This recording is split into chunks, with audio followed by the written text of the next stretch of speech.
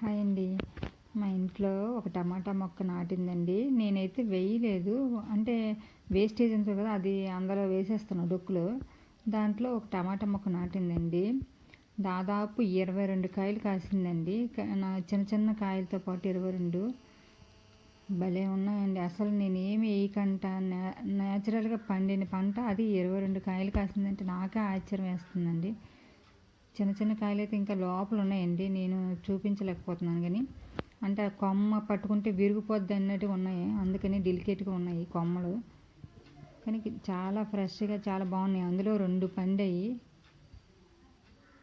ఇవ్వండి 2 పండి చాలా బాగున్నాయండి. ఎంత బాగా అనిపించిందో నాకైతే. ఆ కాయలు కాసేసరికి ఎప్పుడు పండుతాయా, ఎప్పుడు నేను వీడియో తీద్దాం అనిపించింది. టేస్ట్ కూడా చాలా పుల్లగా ఉన్నాయండి.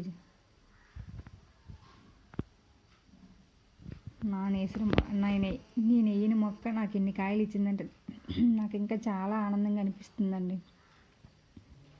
ప్లీజ్ సబ్స్క్రైబ్ చేసుకోండి, లైక్ చేయండి, షేర్ చేయండి ప్లీజ్ అండి.